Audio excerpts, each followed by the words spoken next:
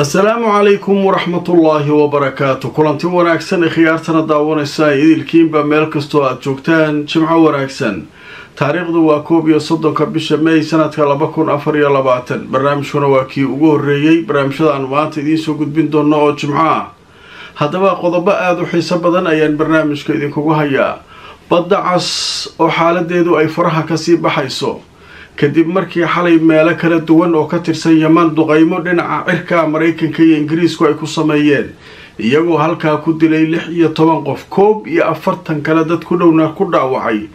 waxay wacad ku mareen Xuutiyiinta inay iyaguna si la yaab leh u argoosan doonaan. saacada kadib waqtigan aan idin la hadlayo ayaa waxaa soo dhacay war ku saabsan in Xuutiyiintu ay markii ugu horeysay gantaalo la dhaceen iyo drones markabkii weynaa ee Mareykanka ee qaabilsanaa amniga badda Mediterranean-ka iyo badda cas ee la yiraahdo Eisenhower. haddaba maxaa gaaray markabkaas? aaway maraakiibtii dhinacyada ka joogtay ee waardiyaha u ahayd? aaway gantaalihii uu isaga celinayay gantaalaha? sheeko la yaab leh oo ka jirta badda cas ayaan barnaamijka ku faaqidi doonaa. waxaa sidoo kale barnaamijkan idinkugu soo gudbin doonaa qodobo ay ka mid yihiin ciidanka Israa'iil oo isaga baxay oo ka cararay waqooyiga Gaza kadib markii ay u adkeysan waayeen difaaca adag ee ay markaa kala kulmayaan kooxaha muqaawamada Falastiiniyiinta. kulanti wanaagsan khiyaaray meel kastoo aad joogtaan ku soo dhawaada mar kale iyo mid ka mid ah barnaamijyada aan idinkugu talagalay maanta oo ah maalinimo jimco ah taariikhduna ay tahay 11 bisha May. haddaba barnaamijkan waa kii ugu horeeyay waxaa noo soo socda qodobo aad u xiiso badan. haddaba barnaamijkeena waxaynu ka bilaabaynaa arrin cajiiba oo ka soo korortay badda cas. badda cas xaaladeedu halkii ugu xumayd ayay maraysaa leeyahay maanta. xalay ayaa Mareykanka iyo Ingiriisku waxay qaadeen weeraro dhinaca cirka ay qaadeen. weerarkaas waxay ka fuliyeen meelo kala duwan oo ka tirsan Yemen. Sanca hadday tahay, Xudayda hadday tahay, meel walba nagti ka geliyeen. Xuutigu marka waxay yiraahdeen dad rayida iyo ciidankeena iyo waxa dhan way ku dhinteen weerarkaas. haddaba marka Xuutigu marka wararkii hore soo dhacay waxay lahaayeen Xuutiga waxaa laga dilay intaasaa laga dhaawacay. waxay yiraahdeen waa aargoosanayna. weerarka wuxuu dhacay xalay. warbaahinta Xuutigu marka xalay waxay ku celcelinayeen waa aargoosanayna, midda aan dhigno waa yaabayna. markaasaa la islaam maxay samayn doonaan Xuutigu? laakiin iyagu waxa ay yiraahdaan way samaynayaan. haddaba hadda aan idinla hadlayo wax yar ka hor ayaa waxaa telefishinka Al Jazeera uu baahiyay shir jaraa'id oo uu qabanayay afhayeenka ciidanka Xuutiyiinta Yahya Sariic marka hore wuxuu ka hadlay inta ka shahiiday sida uu yiri. weeraro kala duwan ayuu sharaxay meelaha la weeraray, meel idaacada, meel dekada, wixii oo dhan markuu sharaxay wuxuu sheegay inay ka dhinteen 16 qof oo isugu jira dad rayida iyo ciidan. wuxuu kaloo sheegay 41 kale inay kaga dhaawacmeen weeraradii xalay. wuxuu sheegay marka sinaba ma u harayno mana u joojinayno waxa halkaa ka dhacaya, waa aargoosanayna uu yiri. saacado kama soo wareegan waxa la leeyahay waxay qaadeen weerarkii ugu cuslaa muddooyinkan ayay waxay ku qaadeen ciidanka Mareykanka halka ay joogeen. markabka la yiraahdo Eisenhower oo u dhaxeeya mar inuu aado Mediterranean-ka marna halkan Mareykanka waardiyo ah. waa markab weyn oo diyaaradaha xambaara oo ay la socdaan 10 kale maraakiib oo isaga waardiyeysa gantaalo leh. sida lagu gaara way dhib badan tahay lahaa ayuu maanta wuxuu noo sheegayaa ciidankooda oo kaashanaya madaafiicda kuwa rida gantaalaha iyo kuwa droniska inay markaa ay weerarka qaadeen oo markabka ay nagta ka geliyeen. القوة الصاروخية والقوة البحرية في القوات المسلحة اليمنية عملية عسكرية مشتركة استهدفت حاملة الطائرات الأمريكية إيزنهاور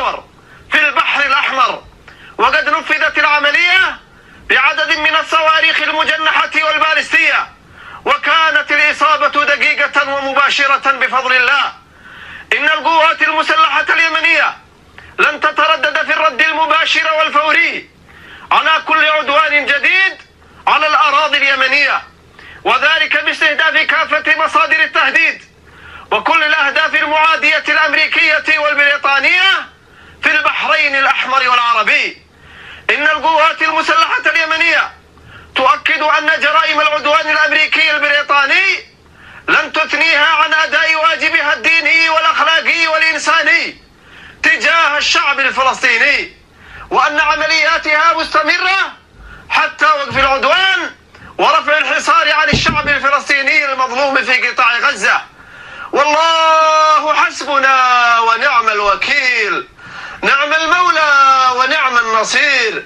عاش اليمن حرا عزيزا مستقلا، والنصر لليمن ولكل أحرار الأمة. صنعاء 23 من ذي القعدة 1445 للهجرة. وطهي kaasi wuxuu ahaa korneel yaxya sariic oo hadlayay oo lahaa annagu ma ka labalabayno haddiina la taabto jawaabteenu waa afka hore. ilaa hadda marka waxaa la sugayaa jawaabaha Mareykanka uu bixin doona iyo sida xaaladda ay noqon doonto, laakiin wararkii ugu dambeeyay waxay sheegayaan in xaaladda bariga ee badda cas ay aad u kacsan tahay maanta. markabkii Mareykankana wuxuu yiri yaxya sariic bifadlillaahi waa la helnay gantaalihii iyo droonkiiba nagtaa ka gelinay. haddaba wixii warar ka soo baxa taliska dhexe ciidamada Mareykanka waa arki doonaa. xaaladdu way kacsan tahay, wixii warar soo kordhana waa isla socon doonaa. waxaa noo soo socdaa wararkii ku saabsanaa dagaalada iyo waxa kan, laakiin markan waxaan u gudbaynaa Spain iyo Israa'iil way ishayaan. Israa'iil iyo Spain waa si kala fogaanayaan. dowladihii iska dheh dowladihii aqoonsaday Falastiin dowlad inay tahay Norway iyo Spain iyo Ireland, Slovenia, kulli wasaas. marka Spain markii aqoonsiga ay samaysay ayaa waxa u hanjabay wasaaradda arrimaha dibadda Israa'iil. waxay yiraahdeen qunsuliyadda Spain ay ku leedahay magaalada Qudus waxaanu ka joojinaynaa inay adeeg u samayso iyo la macaamil dadka Falastiiniyiinta waa ka joojinaynaa. u fiirsada, Falastiin aan la macaamili kartiin ma leh. qunsuliyaddu shaqada ugu badan ay qabato maxaa waaye iyada dadka la macaamisha, dadka waxbarashada u socda, dadka fiisooyinka u baahan, dadka wax badan ay samaysaa. marka waxaa la yidhi ma samay kartiin, ma la macaamili kartiin, maadaama aad wax samayseen annaga raalli ka ahayn, adinkuna halkan annaga haysanee waxba ma ka samay kartiin. marka Spain marka way ka jawaabtay arrintaas si carale uga jawaabtay. weliba waxay leedahay qaanuunka dawliga ah ayay toos uga hor imaanaysaa tallaabooyinka Israa'iil ay kula dhaqmayso safaaraddeena iyo qunsuliyadda aan ku leenahay halkaas. marka waxaan idinla tiigsan doonaa sharciga la leeyahay. marka iyaga iyo Isbaanishka waa isku dhagan yihiin. haddaba marka aan idin tuso telefishinka la yiraahdo Sky News ee ka soo baxa waddanka Ingiriiska ayaa wuxuu leeyahay Spain waxay diiday in la xirxiro oo dhaqdhaqaaq loo diido iyo nashaad qunsuliyadooda ay ku leeyihiin Qudus. waxaan yeelayna ma ahan indheen wax anaga aan yeelayno ma ah. wasiirka arrimaha dibadda ee waddanka Spain ayaa waxa uu la hadlay idaacad la yiraahdo Onda Cero. waxa uu sheegay in saakay ay la hadleen xukuumadda Israa'iil ayna u sheegeen inaysan raalli ka ahayn Spain tallaabooyinka lagu xakamaynayo dhaqdhaqaaqa iyo nashaadka ay sameynayso qunsuliyadooda guud ee Spain ay ku leedahay Qudus. waxayna sheegeen inay tani keenayso in dhibaato ay ku keento qaanuunka dawliga ah ee u yaala adduunka ixtiraamka qunsuliyadaha iyo safaaradaha. haddaba waxa uu sheegay wasiirka arrimaha dibadda ninka la yiraahdo Jose Manuel Albares inaysan tani suuragal ahayn oo aysan u shaqaynaynin Israa'iil inay hawsha ka shaqayso. Israa'iil ma qaanuun dawli ah iyo waxaan imay qoftaa Israa'iil ma ka jiro wax ma ka jira waas Israa'iil wixii ugu weynaa qaanuun dawli waa golaha ammaanka iyo waxa kan warkooda meel iska dhigtay maxkamadii caalamiga ahayd ayaduna warkeeda meel aan iska dhigay qaanuun dawli marka ma shaqeynaa meeshaan wax shaqeynaa male laakiin Isbaanishku ma harayaan Isbaanishku waa dad dib badan Spain marka waxay leedahay sheekada anaga ma ka yeelayno inaad waxa doonto ku samaysid qunsuliyadeena iyo safaaradeena iyo aad xanibto iyo waxaan akhrisanayna ma hadaba marka sheekadaas halkaas ayaduna kaga gudbaynaa wixii cusub ee soo kordha halkaas uga baxaynaa qaybta ugu dambaysa barnaamijka waxaan ku soo gabagabeynayaa dagaalada ka soconaya Gaza halkee marayaan wax la yaab laha ka socda Gaza 20 maalmood ka bacdi Israa'iil ciidankeedii oo dhan waqooyiga Gaza kala baxday saak soo laaban doonaan ma toose u carareen Allahu yaclam laakiin hadda waxa leeyahay faataxa iyo wada hadal kuma bix sidii nagta loogu waday oo xalay waa weedeen diyaarad cirka waxa uga soo riday meel walba looga yimid nimankii inta khalkhaleen ayay saakay hureeleen ayagoo guuraya la arkay aroortii hore saak oo waqooyiga Gaza dhanka baxay dhinaca xuduudda Israa'iil aad waqooyiga Gaza waa Jabaaliya iyo Bayt Xanuun iyo dhulkii maalmaha nagta la isku hayo way ka wada guureen shalay qayb kamid ah ka guureen Jabaaliya waa ta xalay idin soo bandhigay sawirradii maanta way guureen haba guuraan iyagoo sii guurayay saak oo socda ayaa qolo muqaawama dhaxda u galeen nagtay ka geliyeen markaasay 2 askari ka dileen sida iyagu sheegteen Israa'iiliinta waxay leeyihiin 2 askari aan naga dhimatay laakiin mar walba dadka wax falanqeeya xisaabtaas ma akhriyaan waxay yiraahdaan qaabka wax u xisaabiso Israa'iil iyo qaabka adduunka kale wax u xisaabiyo baysla marka laba alaab kala ku hoos jirtay leeyihiin eber iyo waxba lagu daray leeyihiin xisaaba socotay dheer bufa laba markay sheegtaan eber iyo wax ku dar adiga wax saas marka xisaabta rasmiga markaas aheelisa leeyihiin marka sheekadaas marka cajiib waa tuso marka telefishinka Al Jazeera oo saakay warbixin ka qoray waxay leeyihiin ciidanka gumaystaha waxay isaga baxeen waqooyiga Gaza waxay soo kala sheegeen 2 askarina inay ka dhimatay haddaba marka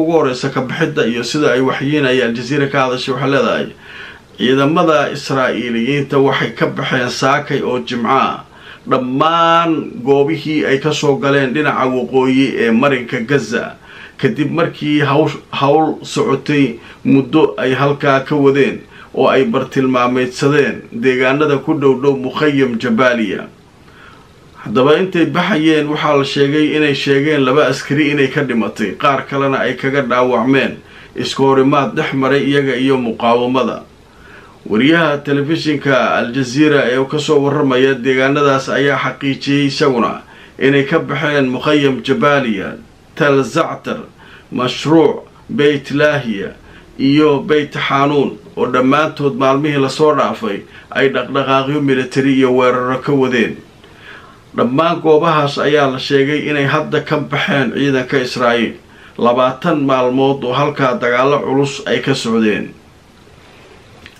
waa tahay waxa leeyahay marka nimankii waaba iska guureen guutooyinkii waqooyiga Gaza u yimid gantaalaan soo helaynaa godadkii aan helaynaa dadkii naga maqnaa soo qabanaynaa iyagoo saaka guuraya la nimanka marka waa guurayaan waa soo noqonayaan nagta laga gelinaa waa soo habeynayaan waa taa marka hore idin sheegnaa loogaan waxay dhahan xogaa waa soo nasareynaa markay cabaar dagaalamaan way baxayaan waxay leeyihiin waa soo nasareynaa waa soo nasarayaan haddana mar kale haddana soo duulayaan waa imaanayaan haddana waa dhagta la iska gelin haddana waa soo nasareynaa dhahan marka hadda waxaan u maleynaa nimankii nasiinadii ku baxeen oo nasiinay ku maqayeen waa tahay askarta laga dilay marka haddaan idin tuso waxaa leeyahay khasaarihii ugu dambeeyay ciidanka gumaystaha ay qirteen waxay sheegayaan inay ka dhinteen 2 askari saakay oo Jimcaha haddaba Al Jazeera waxay leedahay 2 askari waxaa la sheegay in maartay ay ku dhinteen dhinaca waqooyi ee Gaza waxaana la sheegayaa in ay ka tirsanaayeen guutooyinka Israa'iil ee iyagu la yiraahdo Bayslamaah iyo guutada la yiraahdo Jafaati waxaana la sheegay in markaa ay saakay ay dhinteen laba wiil oo dhalinyaro ah sida sawirka ka arkaysaan waa tahay dhinaca Rafax marka maxaa ka soo kordhay saakay Rafax waxaa leeyahay duqeymo culus ah shalay ilaa xalay ay ka wadeen muqaawamada iyaguna hoobiyayaal iyo dhagaha la isaga garaacay nimankii waxay joogaan weli deegaankii Philadelphia oo xuduudda Masar iyo Falastiin isku xiraysa halkaasay aad u xoojinayaan joogitaankooda marka waa arki doonaa wixii warar soo kordha barnaamijku waxa kii ugu horeeyay maanta Jimcaha fakar iyo aragti noogu soo qora qaybta commentiska iyo fariimaha barnaamijkan ha iloobinina inaad like gareysaan oo share gareysaan barnaamijka hadaad ku cusub tahay subscribe saar YouTube-ka Facebook-gana follow garey saacadaha soo socda iyo barnaamijyadeena kale haddii alla idmo ayaan idiin soo gudbin doonaa inta aynu ka gaarayno sidaas iyo nabadgelyo